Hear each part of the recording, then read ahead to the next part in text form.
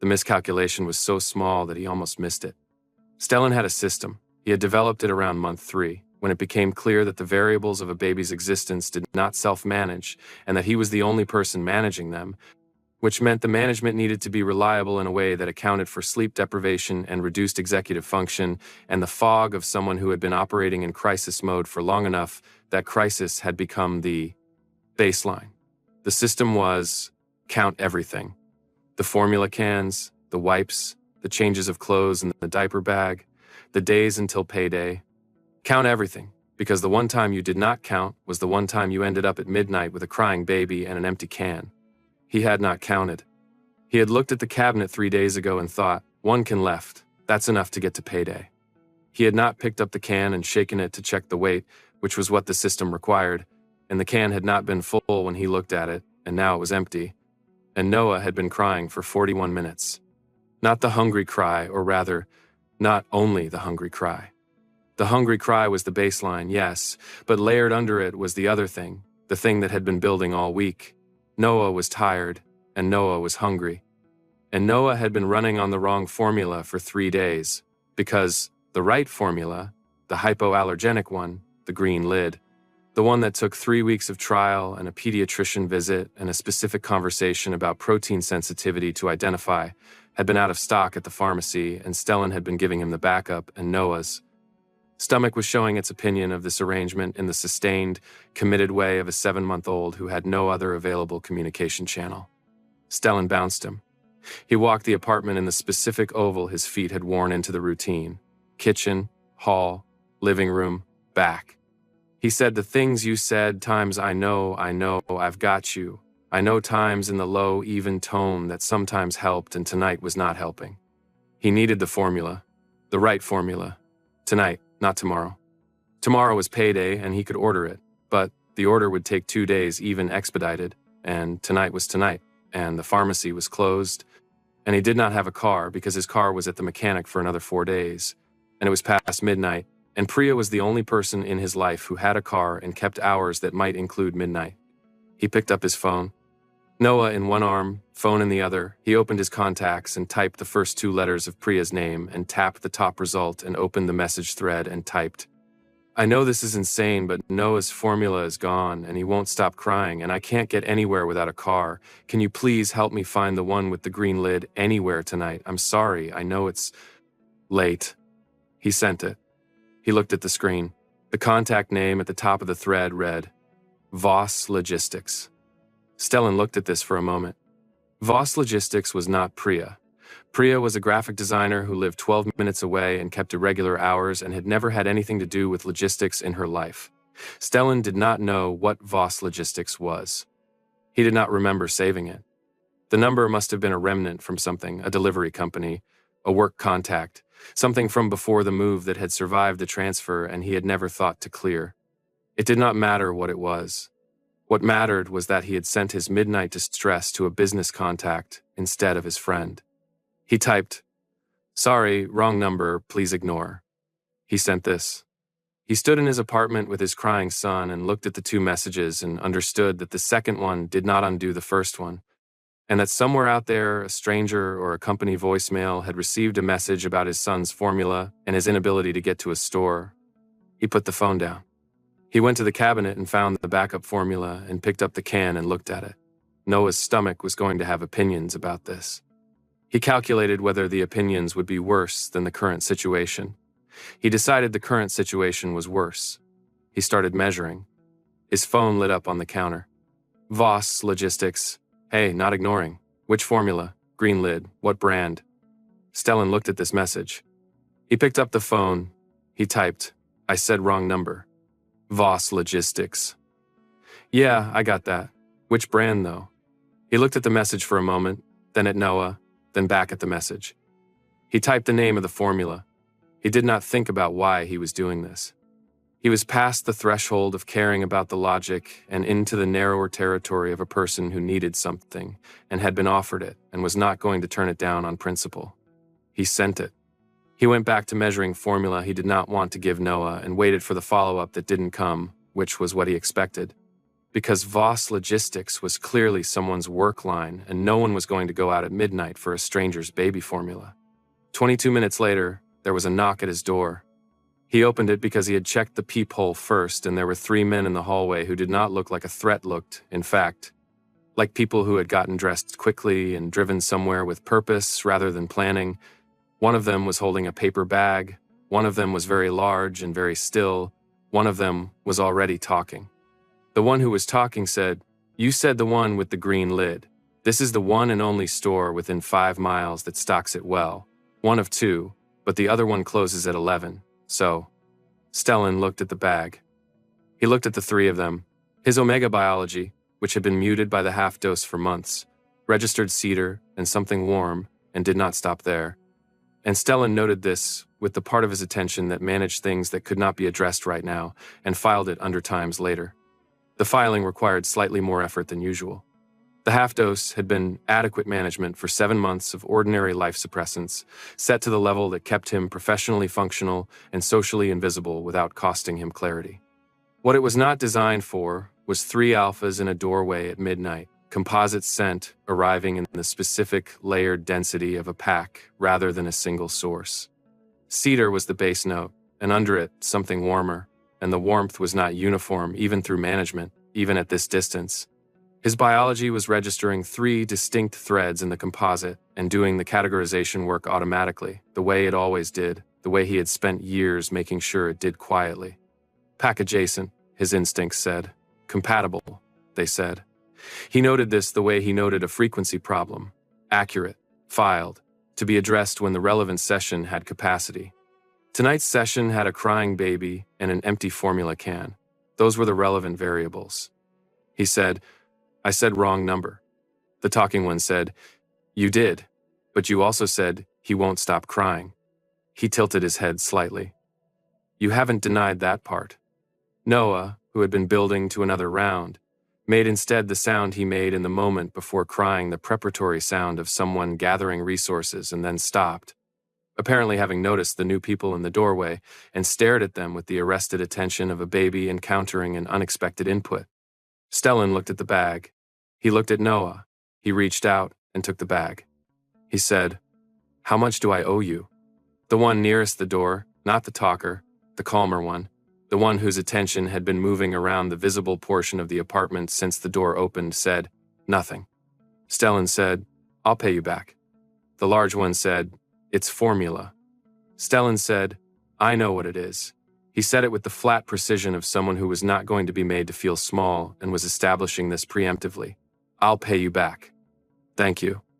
He began to close the door. The talker said, Can we just make sure he eats okay? We drove pretty far. We'd just like to know he's all right." It was not the right thing to say, tactically. The right thing to say, tactically, would have been anything that did not extend the conversation. But it was said with the specific quality of someone who was not running a tactic, who was genuinely asking, who had driven across the city at midnight and had a simple, honest interest in the outcome, and that quality made it very difficult to close the door on. Stellan opened it wider. He had not planned to let them in.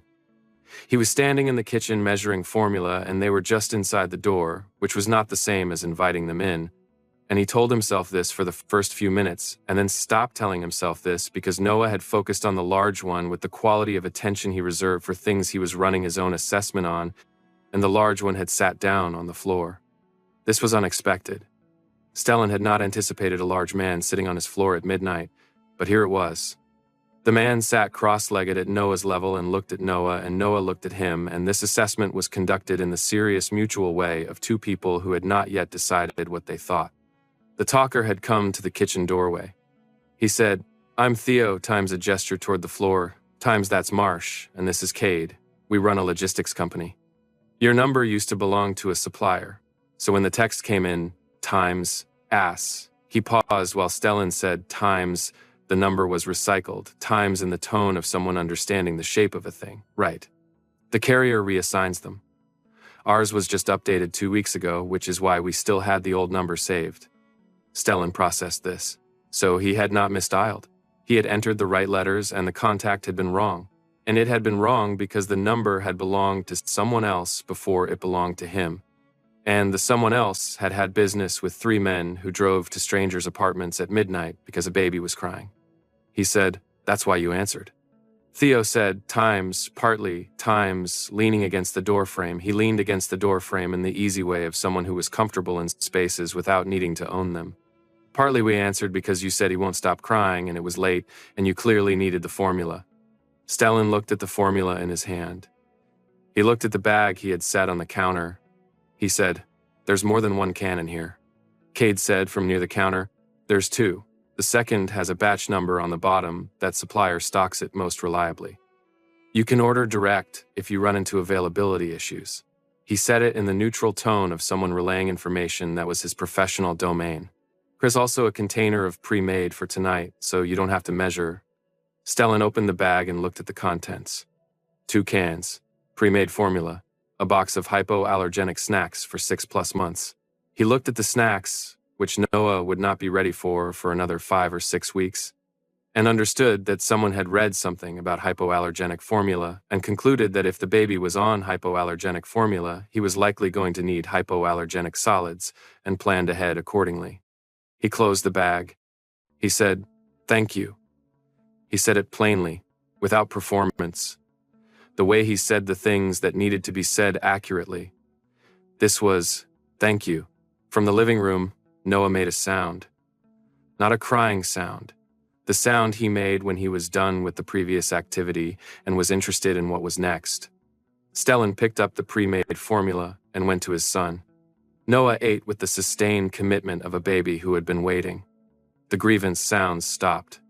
In their place was the particular focused silence of eating, and then, when that was finished, the expansive contentment of a baby who has eaten and is now full and has opinions about being put down. Stellan held him. He was aware, in the peripheral way of someone whose attention was mostly elsewhere, that the 3 men were still present. Theo had moved to the kitchen and was examining, not going through, just looking at the formula Stellan had left on the counter. Cade was standing near the window. Marsh was still on the floor. Noah had decided about Marsh. The decision had apparently been made sometime in the last 12 minutes and had come down in Marsh's favor, because Noah was now reaching in Marsh's direction with the unmistakable physical vocabulary of a baby who wanted to go there. His arms were extended. His body was angled.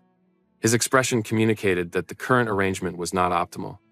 Stellan said, "He wants you to hold him." Marsh looked up. He said, "Yeah?"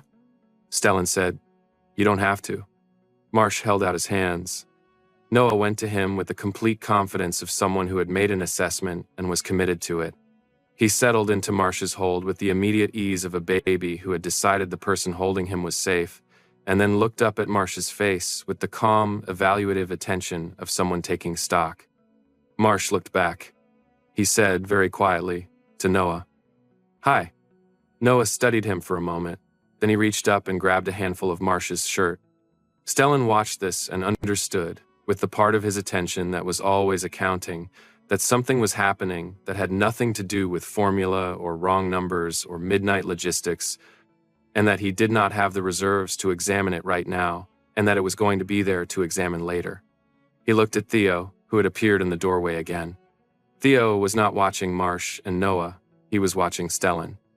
He said, "You've been doing this alone for a while." It was not a question. Stellan said, 7 months? Theo said, "Since the beginning." Stellan said yes. Theo said, "That's a long time to have no one to text at midnight." Stellan said, "I was trying to text Priya."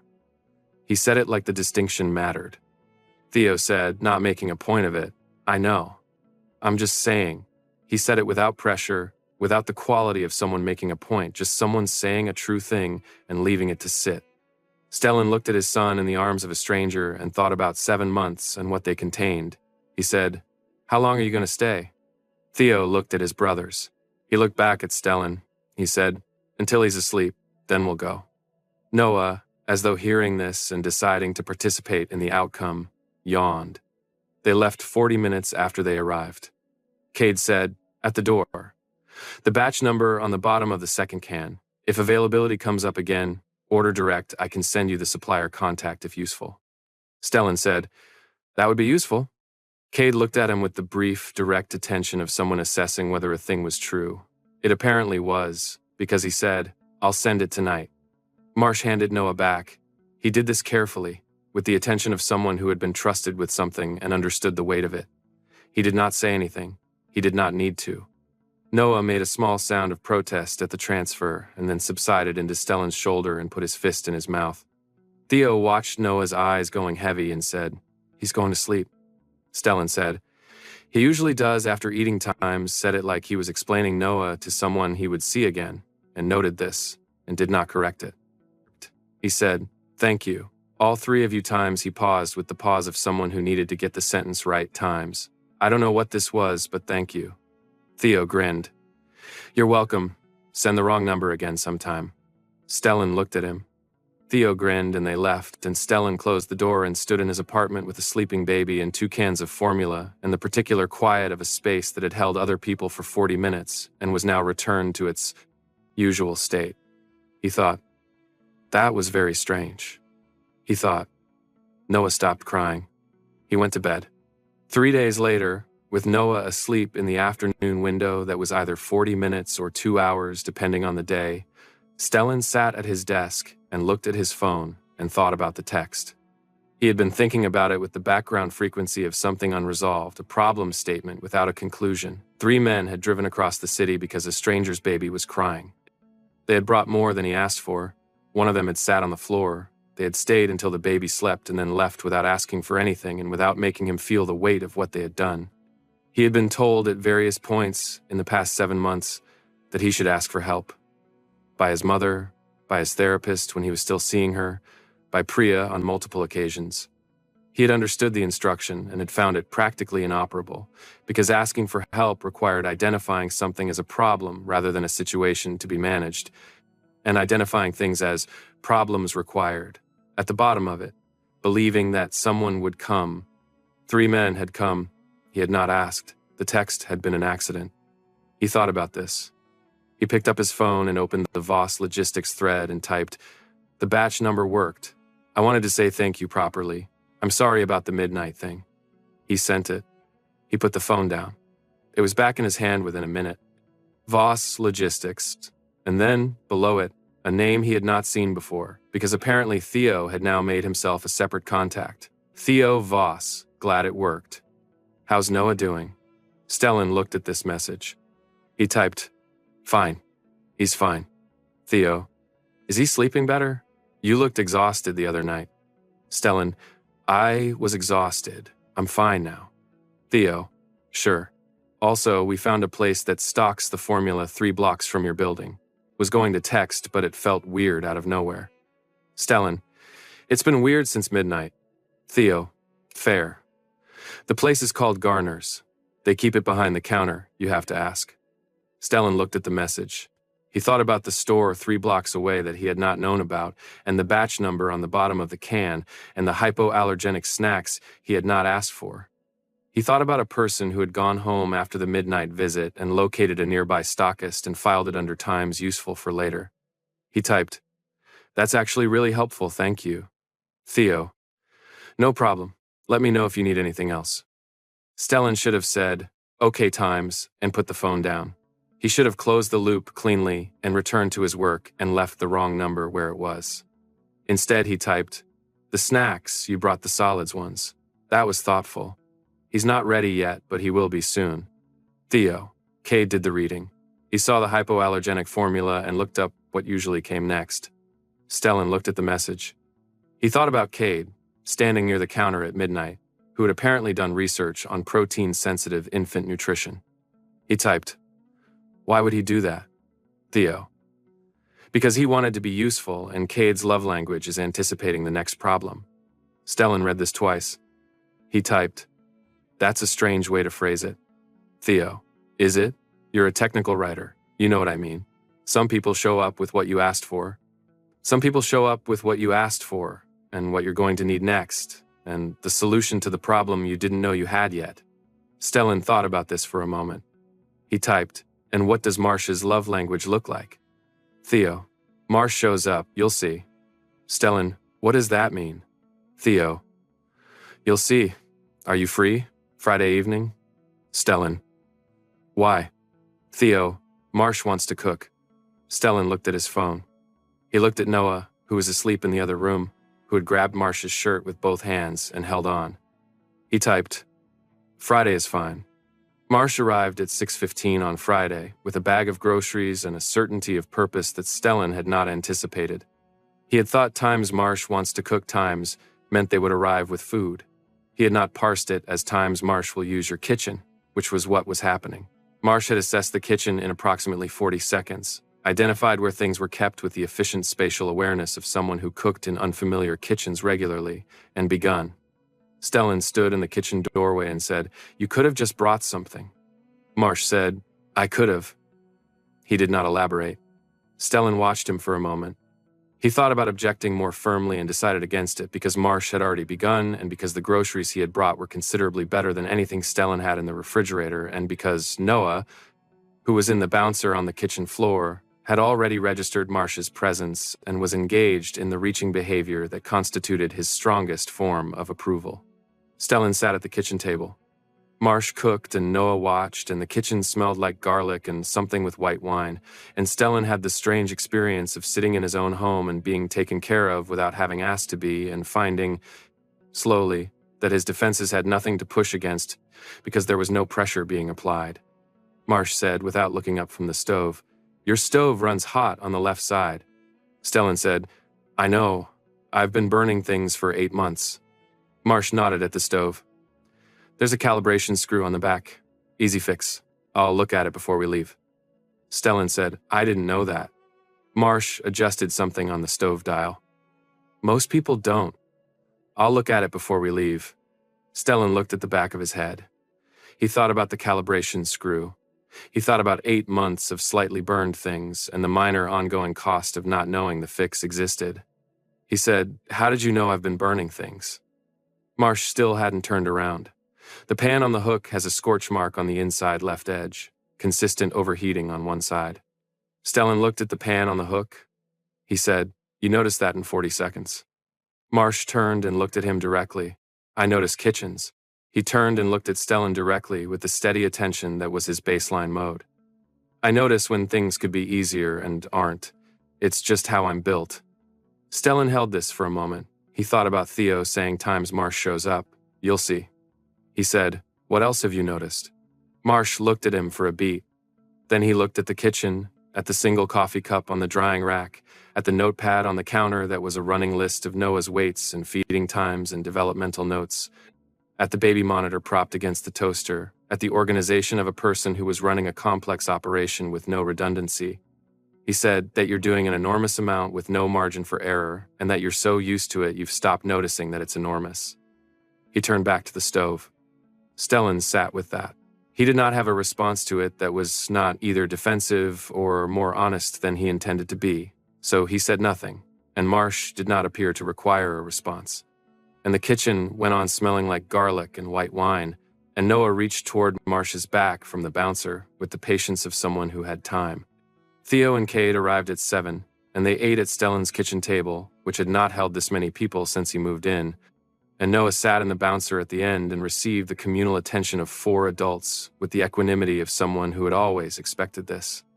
After dinner, while Theo was helping Stellan with the dishes in the easy way of someone who did not make helping into a thing, Cade sat near Noah's bouncer and talked to him in a low, patient register that was not baby talk but was differently calibrated than his ordinary voice, the specific adjustment of someone who understood that a different audience required a different approach. Noah stared at him. Cade said, You look like someone who has already decided most things about the world and is mostly just confirming. Noah continued to stare. Cade said, Fair. He held out a finger. That's what I'd do too. Noah grabbed the finger. Cade did not move. He sat very still with Noah's hand around his finger and looked at him with an expression that Stellan, watching from the kitchen doorway with a dish towel in his hands, had not seen on anyone's face in a long time. It was the expression of a person who had not expected to feel something and was not managing to not feel it. Stellan went back to the dishes. He said to Theo quietly, This happens every time, doesn't it, with him? Theo looked toward Cade and Noah and said, also quietly, Every time. It's one of his things. Babies always do that, and he always looks like that, and he never talks about it.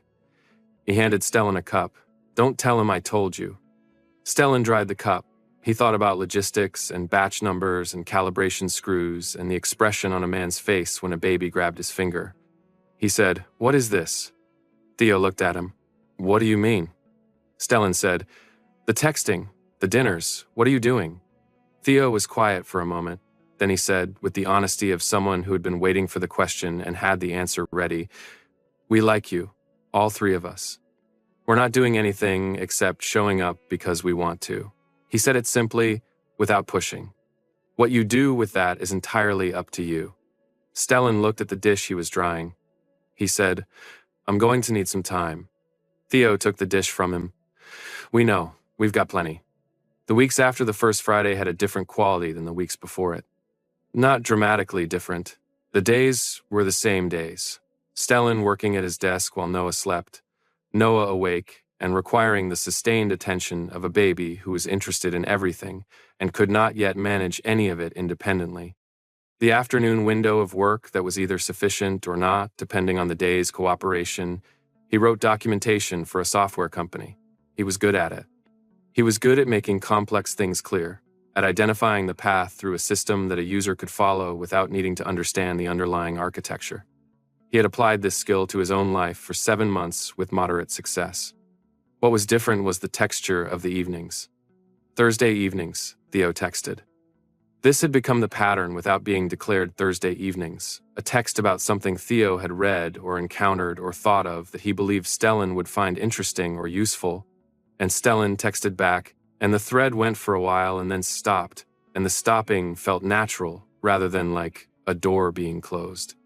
The thread covered formula, availability nationally, and its supply chain quirks.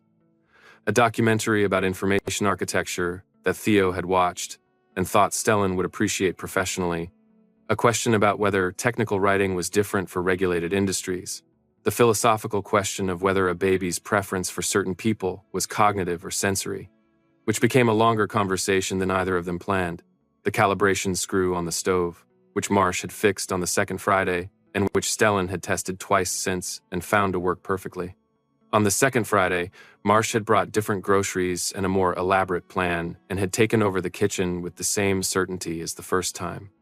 On the third Friday, Stellan had bought some of the groceries before Marsh arrived, and Marsh had looked at them and nodded once and incorporated them without comment.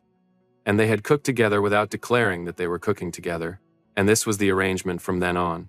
Cade did not cook. Cade arrived on Fridays and located Noah and attended to him with the focused care of someone who had a specific task and performed it well, and the specific task appeared to be making Noah feel important and attended to while the cooking was happening. He talked to Noah. He read to him from whatever was nearby, including, on one occasion, a quarterly earnings report, which Noah received with the same focused attention he gave to everything Cade said. He did the thing where he held out a finger and Noah grabbed it, every time, with the complete trust of someone who had assessed the situation once and did not need to reassess. Stellan did not examine how much he looked forward to Fridays. He made a note of the fact, in the accounting part of his mind, that kept a running ledger of things that required attention, and left it there. He did examine, once, what was happening with his suppressants and what it meant. The half-dose had been costing him things he had accepted as reasonable costs. Not medically concerning the dose was within the safe range. The pharmacist had confirmed this twice. But the edges of things were slightly managed in a way that affected work, affected his presence with Noah, affected the quality of attention he had available. His sleep was slightly worse on it. His appetite, already not elaborate, had flattened. He had been accepting these costs because the alternative, reducing the dose while 3 alphas came to his apartment every Friday, had not seemed like a manageable variable. So he held the costs and kept the management. The accounting said, "Review this." He reviewed it in late October, the week before he said, "Time's okay." The accounting was straightforward, 8 weeks of accumulated Friday presents. The composite scent embedded in the apartment and confirmed. The drawer that used to be labeled times later, times now labeled times when. His biology had been making the argument for a reduced dose for several weeks. He had been telling it he needed more information. He identified, on a Tuesday morning with Noah in the bouncer and the coffee going, that he had sufficient information and was continuing to delay for reasons that were not, on examination, about information. He reduced the dose that morning. What changed was not dramatic. He was not describing a romance novel moment, he was describing a clarification, the way a mix clarified when you removed something that had been sitting in the wrong frequency and masking what was underneath. The composite scent became something he could read in more detail. Cade's precision present in the cedar, something exact and cool under the warmth, the quality of a person who processed the world as information. Marsh's warmth running deeper, the kind of warmth that was physical first and stated second. Theo's brightness at the top of the register. A quality that his instincts filed as times present, times in the way certain sounds were present, not loud, just occupying the frequency fully. His own scent, which the suppressants had been flattening, returned toward its natural state, and he noticed, without examining it yet, that the four scents together had a quality his biology was describing as complementary. He filed this. He did not act on it, but the category was no longer times later. It was times when. The following Friday, he was more aware. He managed the awareness the way he managed everything, accurately, without performance, with the accounting running underneath. He noted that Marsh noticed, not overtly, but the quality of Marsh's attention that afternoon had a degree more presence to it, a slightly different weight. The way a piece of audio changed when you removed a masking frequency and what had always been there became audible. Stellan did not address this. He made dinner and put Noah to bed and told himself, when? Not yet. When? He was not acting on this. The times when times was information, not a schedule. He filed it accurately and returned to his work. The problem with Dex was not that he came back. The problem was the timing of it. 9 months after Noah was born, 3 months after the first Friday, on a Tuesday, when Stellan was at his desk, with Noah in the bouncer, and the week was going adequately. The buzzer rang. He pressed the intercom. Dex's voice said, "Hey, can I come up?" Stellan's first response, registered before any of the more complicated responses, was the interior stillness of someone who has moved past a thing far enough to no longer have a first response at all, just the observation that this was happening, and the understanding that it required handling. He buzzed him in. Dex had not changed significantly. He was still the person Stellan had known for 4 years, and then not. Still careful in the way of someone who had done something that required care to undo, still carrying the particular quality of someone who was here to offer something and was nervous about the offer. He sat across from Stellan at the kitchen table. He said he had been thinking. He said he wanted to be present for Noah, for both of them. He said that he had not been ready before, but that things were different now, that the first difficult part was past, and that he thought he could do this. Stellan listened to all of it. He said, "Where were you when Noah wouldn't sleep for 3 weeks at month 2? Dex started. Stellan said, "I'm not angry." He said it because it was true. He had processed the anger at a specific point in month 4, and it had resolved into something else, something flatter and more accurate. I'm asking because it's the relevant question. Where were you at midnight in month 2 when I was walking the apartment for the 3rd hour because nothing was working? Dex said he wasn't here because Stellan had told him not to come. Stellan said, "I told you not to come because you'd already left. You said you weren't ready before Noah was born, and I said all right, and I figured it out." He said it with the same calm he brought to explanations that needed to be clear. "You left before the difficult part started. Now you're here because the difficult part is over. I understand the logic, but I'm not sure it's the kind of logic that builds something." Dex said he deserved a chance. Stellan looked at his son in the bouncer, who was examining his own hands with the focused interest of someone who had just discovered them. He thought about month 2. He thought about month 5, when Noah had an ear infection and Stellan had been awake for most of 3 days, and there had been no one to hand Noah to for 20 minutes so he could be in a room alone. He thought about the midnight text and the knock at the door and 3 men who had never met him and had come anyway. He said, "Things have changed." Dex looked at him. "What's changed?" Stellan said, "I've figured out that I don't have to do this alone. I had to figure it out, which means I spent a long time not knowing it, and I'm not going back to not knowing it." He said it in the tone of someone describing a state of affairs accurately. "I'll think about what role makes sense for you with Noah. That conversation is worth having. But I'm not going back to how things were between us. Dex said something else. Stellan heard it and processed it, and it did not change the accounting. After Dex left, he sat at the kitchen table for a while. He thought about what he had said times, I don't have to do this alone, times, and how it had come out before he planned it. With the quality of something that had been true long enough to arrive without being called, he thought about when it had become true. He thought about whether it had been true before it was true, in the way that things were sometimes true before you had the evidence for them. He picked up his phone. He opened the thread, Theo's thread, the one that had started as Voss Logistics and was now just Theo, and typed, "Are you free tonight? I need to talk to someone." The reply came fast. "We're all free. Coming over." "Stellan," I said someone.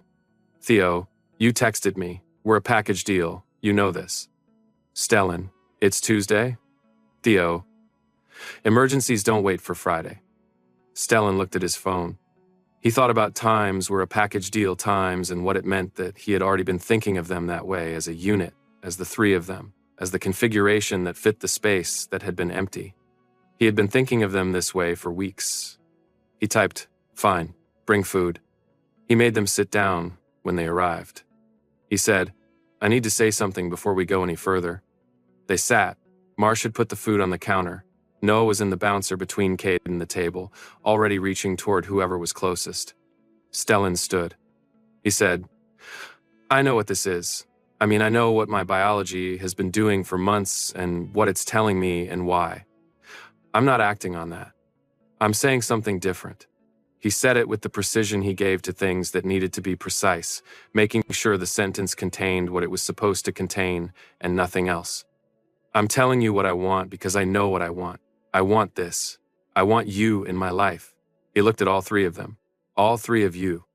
What we've built since the midnight thing, the Fridays and the texts and the cooking and the way you are with Noah, I want that to be what it's been building toward.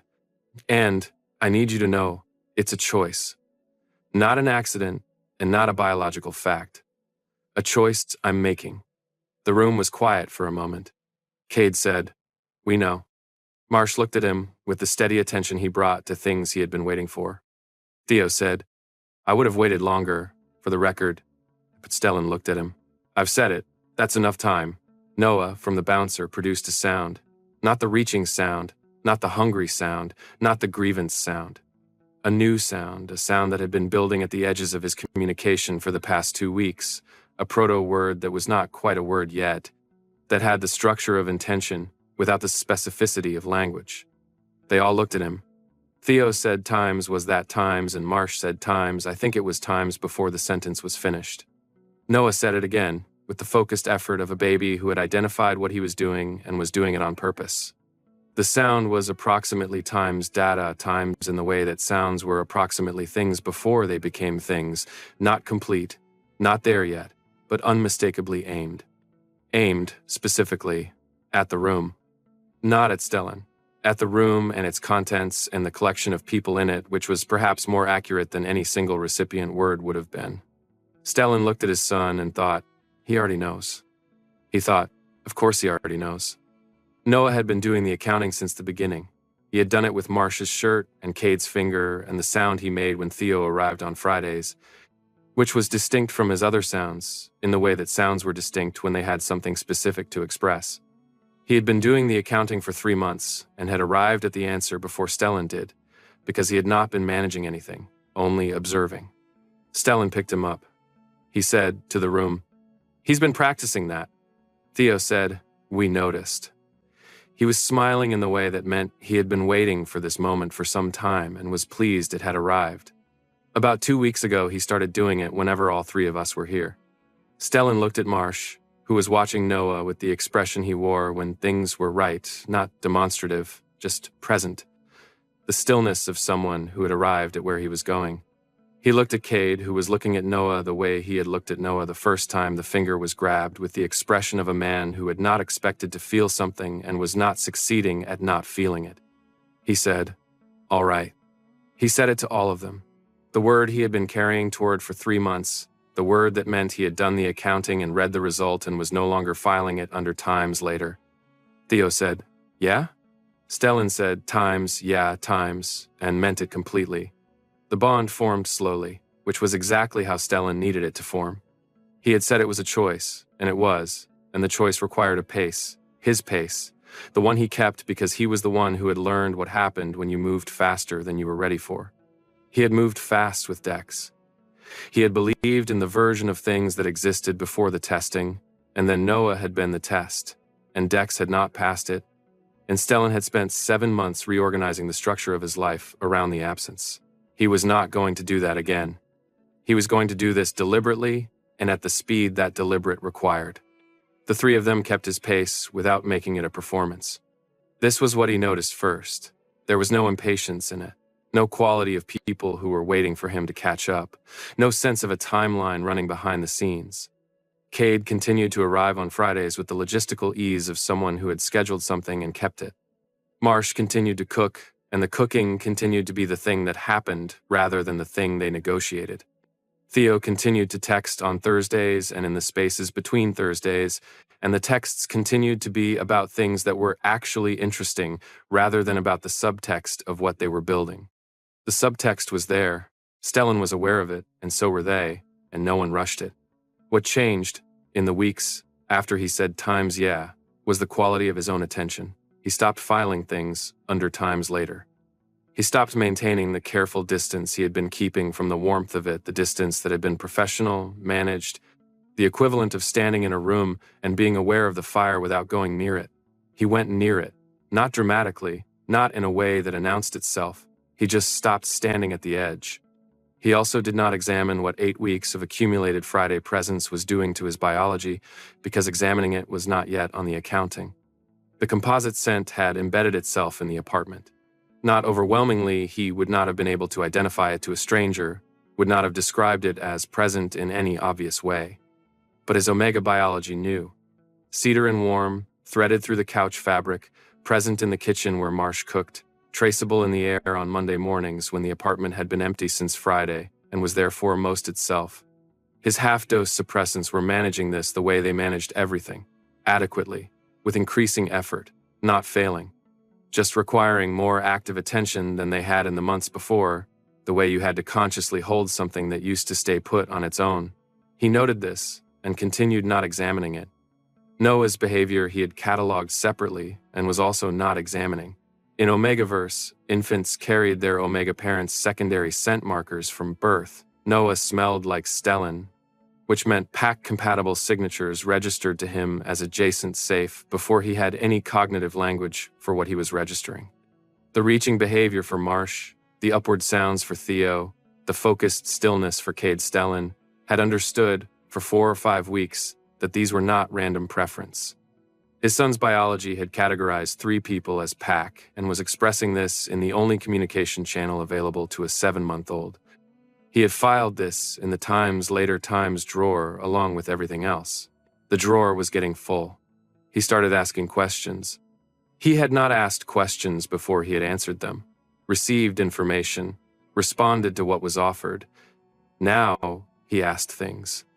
He asked Cade about the logistics company, how it started, what the work actually looked like day to day. Cade answered with the economical directness he brought to everything, and the answers were specific and interesting, and Stellan found himself asking follow-up questions the way he did when something genuinely engaged him. He asked Marsh about the cooking, not times, this is good times, but times, where did you learn to do this, which was a different question. And Marsh answered it with a directness that was its own kind of intimacy. His mother's kitchen, a grandmother who cooked like territory rather than skill, 5 years in an apartment with no furniture except a proper pan because that was what mattered. He asked Theo nothing, because Theo volunteered everything. What changed with Theo was that Stellan started volunteering back, started saying the things he had been thinking rather than the edited version of the things he had been thinking. This felt like a larger change than it was, until he noticed it was a large change. Noah noticed all of it. Noah was 9 months old and had preferences now that were no longer evaluative, no longer the careful, watchful assessment of a baby deciding about something. They were settled preferences. The preferences of someone who had decided and was operating from the conclusion.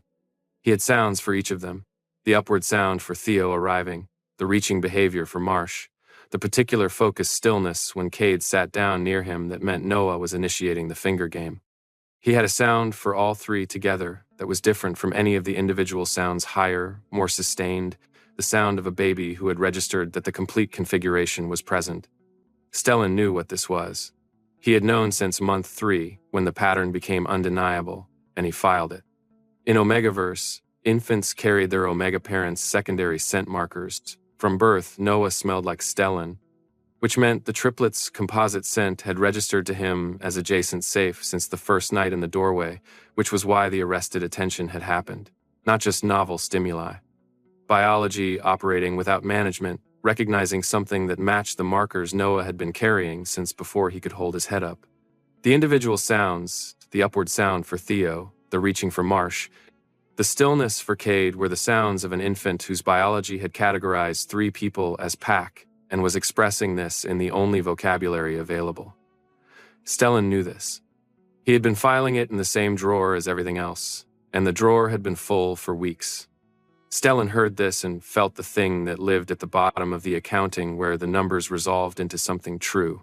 The marking happened on a Sunday evening in late October, when Noah was asleep and the apartment had the quiet of a space that had been inhabited all day and was now settling. He had not planned it for a Sunday. He had not planned it for a particular evening at all.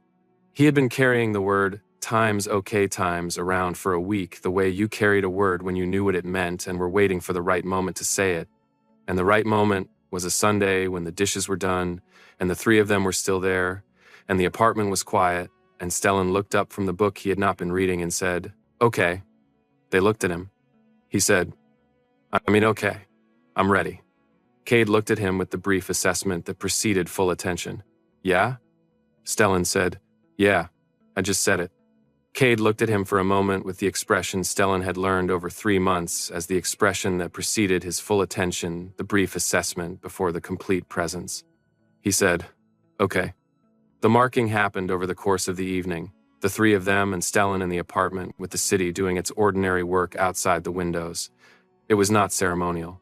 It did not feel like an event in the way that events announce themselves. It felt like the completion of something that had been building for 3 months in the exact increment it needed. That had arrived at its conclusion, the way conclusions arrived when the work had been done not suddenly, not dramatically, but with the particular settled quality of a thing that had become what it was supposed to be. Cade asked first, one question, directly, "Are you certain?" Not doubt the same care as the batch number, as the standing order, as the hypoallergenic snacks in the bag at midnight. Stellan said, "Yes." The mark went in with the structure of everything Cade did, assessed completely, arrived at deliberately, built to last. What Stellan felt afterward was not warmth, exactly. It was precision. Cade in his chest, with the same quality as Cade in a room. Certain, complete, already present with the thing rather than approaching it. He sat with it for a moment and noted, "Yes, accurate." Marsh did not ask. He had been watching Stellan for 3 months and his accounting was as complete as Stellan's, and he already knew the answer. What he did instead was put his hand against the side of Stellan's face, warm, large, steady, and wait. 1 beat, 2, giving Stellan the space to move away if he needed to. Not because he doubted, but because that was how Marsh loved. Available without pressing, present without demanding. Stellan did not move away. The mark carried everything Marsh had done since the knock, the calibration screw, and the pediatrician appointment, and times he's mine times, and the iron-fortified cereal in the cabinet before Stellan was awake. All of it settled in, directly, something Stellan could feel rather than observe from the accounting distance. He noted, "Yes, different from Cade." The same answer. Theo talked. Of course, Theo talked. He was describing something he had read that morning, a logistics case study about supply chain resilience, and the talking was the whole of Theo's gift, which was that nothing with Theo was ever dressed up or managed or made into something it was not. The mark arrived in the middle of a sentence about last-mile delivery, and it was the most Theo thing that had ever happened, and Stellan laughed genuinely. The laugh that had been coming more easily for months, and the bond completed in the warmth of that. 3 presences in his chest now, distinct and layered. Cade's precision, Marsh's warmth, Theo's brightness. The composite scent no longer a variable he was managing, but a fact he was simply in. He sat with all 3 of them and thought, "The accounting has been trying to tell me this for months." He thought, "I know." I was getting there. The bond settled. It settled the way things settled when they had been heading somewhere long enough that the arrival did not feel like an arrival so much as the end of a journey that had started without a declared destination and had found one anyway. The cedar and warm scent that Stellan had been managing with the half-dose since the night of the knock was no longer a thing he managed. It was simply present, the way things were present when they had been named and claimed and were no longer on the other side of a distance. In the days after, the bond was simply present in the way things were present when they had been named. Not loud, not constant. But there when he paid attention, the way the accounting was always there when he paid attention, a texture at the edges of awareness, 3 distinct threads that he could identify individually if he looked, Cade's precision, Marsh's warmth, Theo's brightness, each one exactly itself. His own scent had fully returned to its natural state with the management gone, which meant the apartment smelled different now, the right kind of different, and Noah had noticed. Babies in Omegaverse absorbed their parents' scent changes. Noah smelled slightly different now too, carrying the adjustment with the complete acceptance of someone for whom the world was always doing new things, and this was simply one of them. Stellan did the accounting on this one morning while making breakfast. It came out correctly on all measures. He went back to the eggs. He sat in his apartment with his sleeping son and the 3 of them and the city outside and thought about the wrong number. He thought about it without the weight it had carried in the first weeks, without the embarrassment of it, the helplessness of it, the particular quality of need that had gone out into the world before he was ready to send it. He thought about it the way you thought about a thing when enough time had passed to see it clearly, as the moment the accounting had generated a result he had not been running the calculation for. He had needed help. He had not been going to ask for it. The text had gone to the wrong number, and the wrong number had been in the way of accidents that turned out not to be exactly right. The practical changes happened gradually and then all at once, the way things happened when 3 people with logistics backgrounds and the specific patience of people who had decided something decided it together. The formula supply was not a problem anymore. This had happened quietly, about 3 weeks after the first Friday. Cade had sent Stellan the direct supplier contact and a standing order arrangement that meant the right formula arrived before the previous can ran out, without Stellan needing to track it. He had presented this as a logistic solution, which it was, and Stellan had accepted it as a logistic solution, which it also was, and neither of them had said anything about what else it was. The car situation resolved. The mechanic had found additional problems. It was going to be weeks, not days, and Stellan had been managing around this, with the careful recalculations of someone who had been managing around constraints his whole life.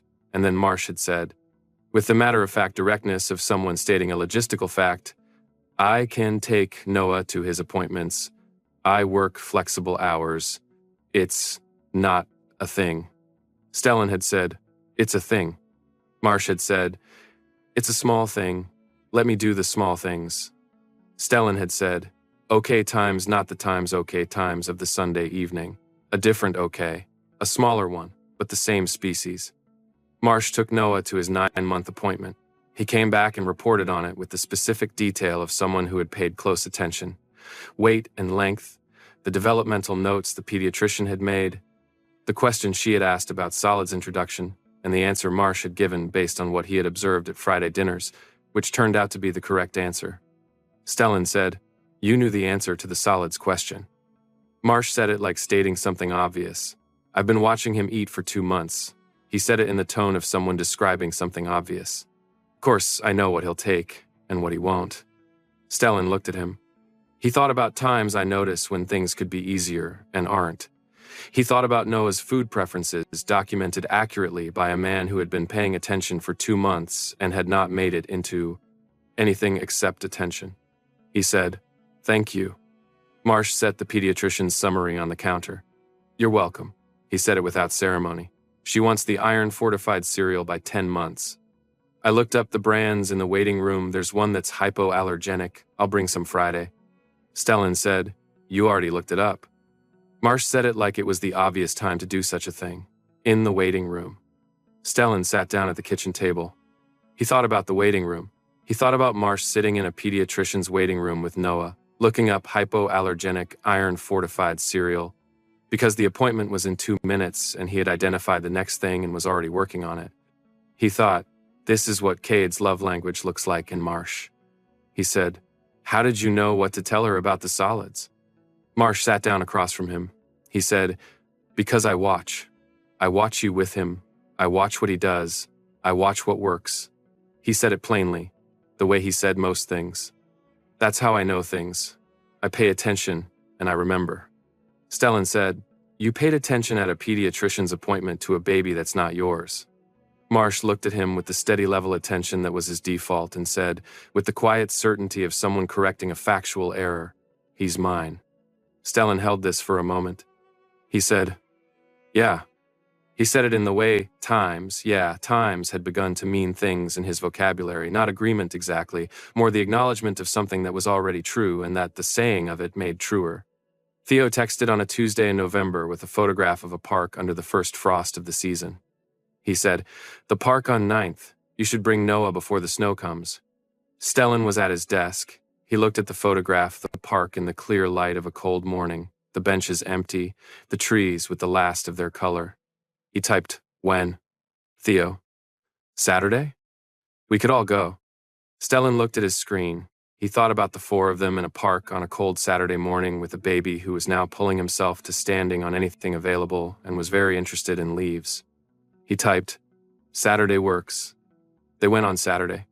Noah, who had been to the park before but always in the stroller and always on the route Stellan had time for, was placed on the ground at the edge of the grass and looked at the available territory with the focused expression of someone calculating possibilities. Then he reached for the nearest thing, a fallen leaf, and grabbed it. Marsh was crouched beside him at leaf level. Cade was standing a few feet back with the particular alertness of someone who had positioned himself to catch whatever might fall.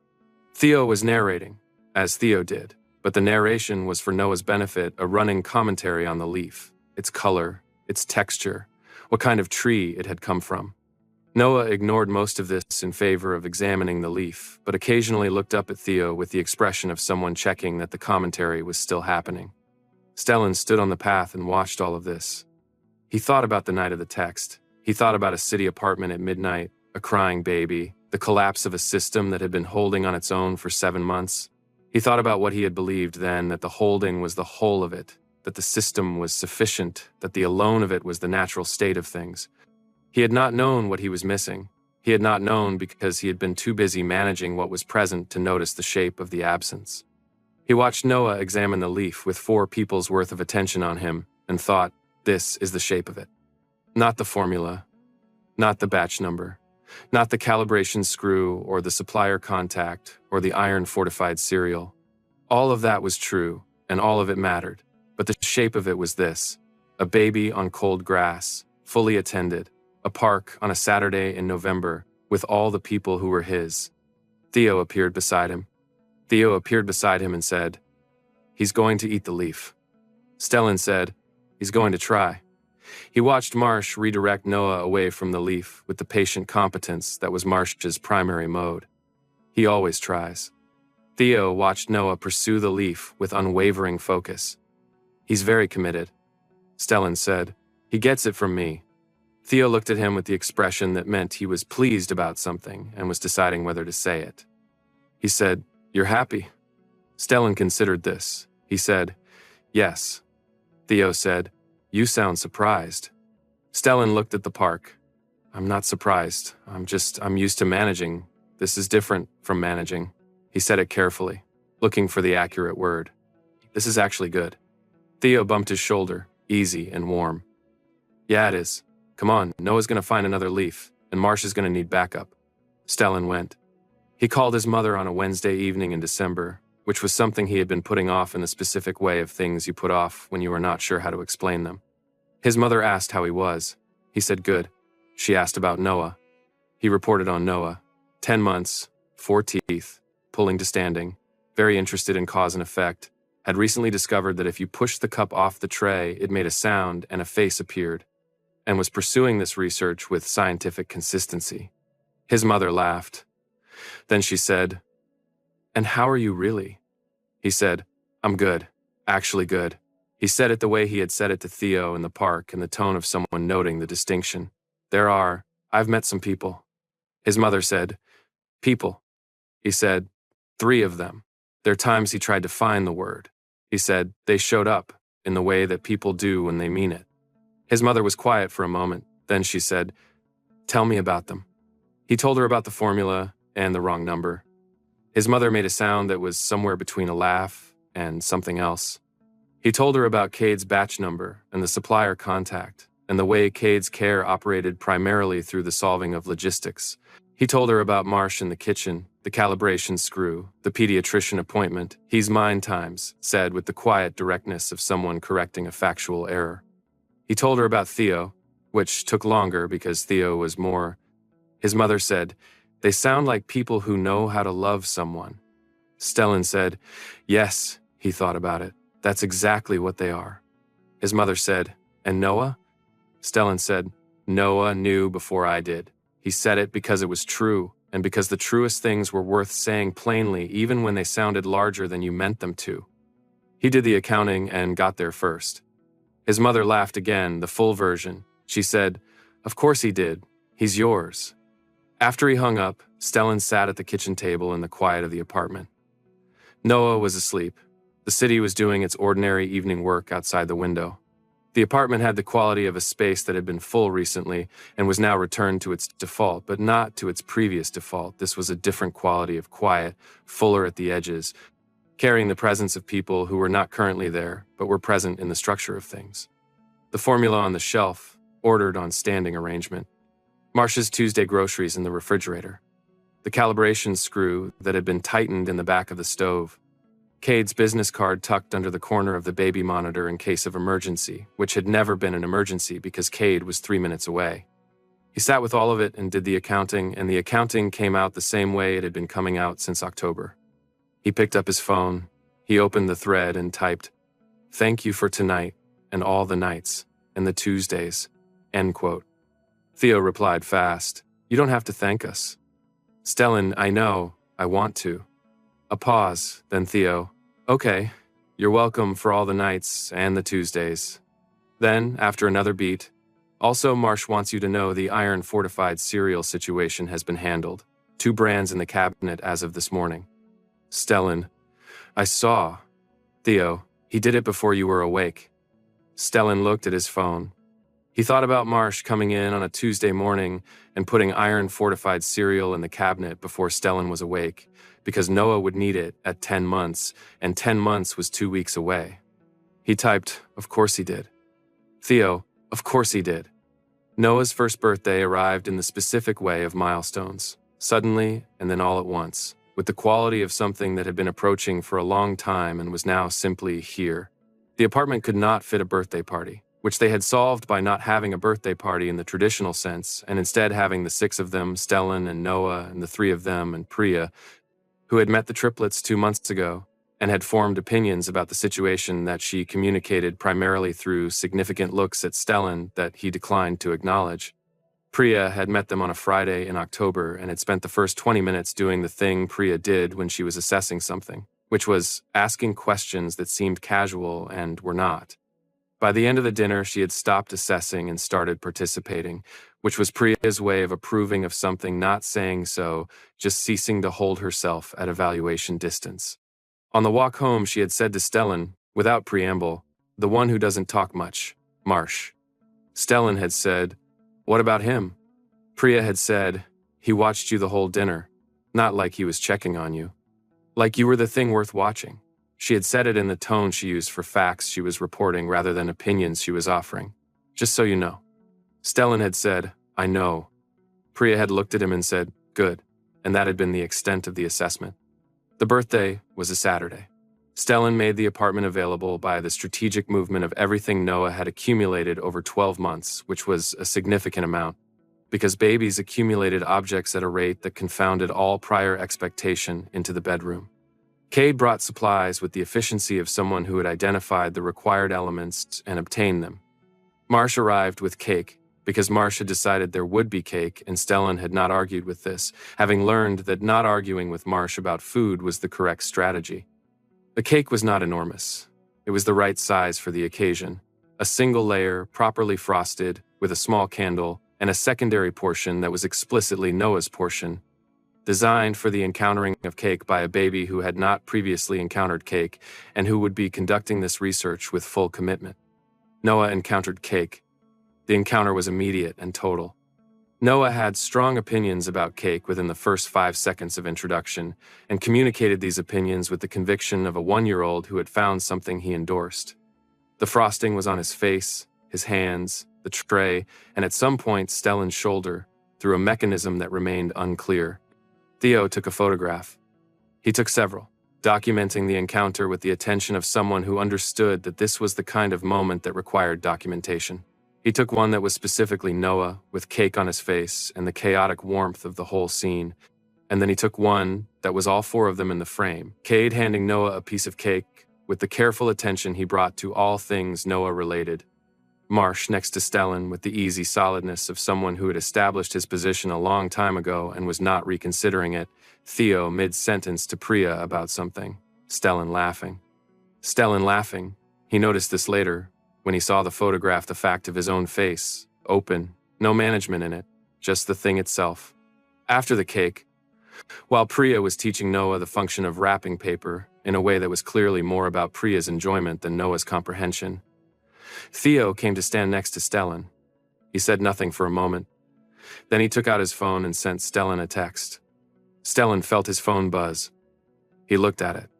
The text said, "From the wrong number." Stellan looked at the photograph Theo had sent, the one with all 4 of them in the frame. He looked at it for a moment. He looked at the room, at Noah and the wrapping paper, and Priya's instruction, and Cade already anticipating the next development, and Marsh, who was watching Stellan with the steady warmth that was Marsh's primary mode of watching Stellan. He typed back, "Best mistake I ever made." He sent it. Theo looked at his phone and looked at Stellan and smiled in the way that meant something had arrived where it was always going. Then Noah attempted to eat the wrapping paper, and all available attention redirected.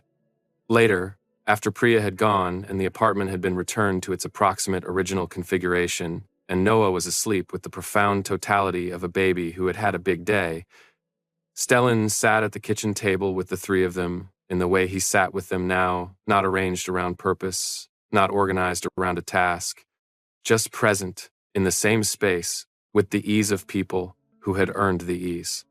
Theo was on his phone. Cade had the supplier documentation for a deal they were working on, reviewing it with the focused quiet of someone who had identified a problem and was working toward it. Marsh had his hands around a cup of coffee and was not doing anything in particular except being there, which was the thing Marsh did that had taken Stellan the longest to understand as the complete thing it was. Being there, not doing, just present in a room, filling the right amount of it, adding the warmth of a person who had decided where he was and was not reconsidering. Stellan looked at the 3 of them. He thought about the accounting. He thought about the system he had built after Dex left the single coffee cup, the notepad with the feeding times, the baby monitor tucked against the toaster, the entire operation of a person who had figured out how to do something enormous by himself and had stopped noticing it was enormous. He thought about what the system had been designed to do, which was to make sure nothing failed because nothing had a backup, and he thought about what it was now, which was a different thing entirely. The accounting still ran. He still counted things.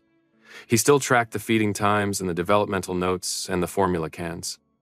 The accounting was intact and always would be because the accounting was how he was built, and being built differently was not on offer. What was different was what the accounting found when it ran. It found Cade's standing order. It found Marsh's Tuesdays. It found Theo's Thursday texts, and the park on 9th, and the photograph on Noah's first birthday with all 4 of them in the frame, and Stellan laughing, actually laughing, nothing managed about it. It found the batch number on the bottom of a can. It found the knock at midnight. It found a wrong number that had turned out in the way of things that looked like accidents until you understood them, to be the most accurate thing he had sent in years, sent to exactly the right place, at exactly the right time, by a version of himself that was too tired to be careful and had let the need go out into the world unchecked. He looked at the 3 of them in his kitchen, in the specific warmth of a birthday evening, his son asleep down the hall. The accounting ran the numbers. They had always come out the same. Cade looked up from the documentation. He looked at Stellan the way he looked at him now, directly, with the full of his attention, without the professional management layer that had been there in the first weeks.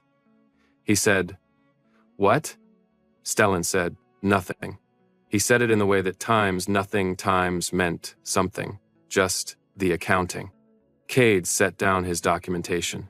What does it say? Stellan thought about the wrong number. He thought about times, please ignore times, and Noah's crying, and the knock, and the formula with the green lid, and Marsh on the floor at Noah's level, and the batch number, and Garner's, and the calibration screw, and the pediatrician appointment, and the park on Ninth, and the photograph, and times from the wrong number, times and times, best mistake I ever made. He said, "It says we're all right." Marsh looked at him. Theo looked up from his phone. Cade's expression held the thing it always held now, the warmth without the management, the presence without the distance. Stellan said, "The best kind of all right." Outside, the city was doing its ordinary work. Inside, in the kitchen, 4 people sat in the light of a birthday evening that had become the ordinary shape of things, and the accounting ran its numbers and got the same answer it always got now, which was the right one. The wrong number. The best mistake. Everything that followed.